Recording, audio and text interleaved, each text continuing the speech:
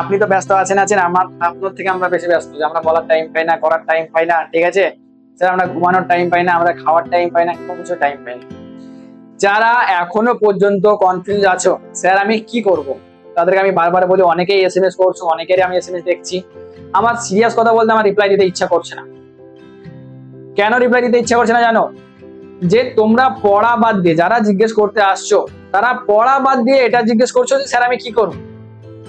আমি তোমাদেরকে বারবার একটাই সলিউশন বলি, যে তোমাদেরকে যেটা পড়ানোর, কম টাইমে তোমাদেরকে কি পড়তে হবে, কি না পড়তে হবে, কোনগুলো ছাড়তে হবে, কোনগুলো পড়তে হবে, সেগুলো আমরা করছি। তোমার কাজ শুধুমাত্র সেই জিনিসগুলোকে ভালোভাবে কমপ্লিট করা, কমপ্লিট করে সেগুলোকে রিভিশন করা, আর তোমার টেস্ট দেওয়া। টেস্ট দিয়ে যেটা তোমার উইক টপিক হচ্ছে সেটাকে আবার রিভাইজ করো, সেটাকে স্ট্রং। এছাড়া তোমার আর আলাদা কোনো কাজ নেই। আলাদা তোমার জন্য আমার কাছে কোনো মেডিসিন নেই যেখানে আমি বলবো আর তুমি গিয়ে এক্সাম পাস করবে। তো কাইন্ডলি ওই সমস্ত ইনফরমেশন, মানে এগুলো কথা বলো না যে স্যার আমি করতে পারছি না, আমি কি করবো। করতে পারছো না, তোমাকে করতে হবে, এটাই সলিউশন।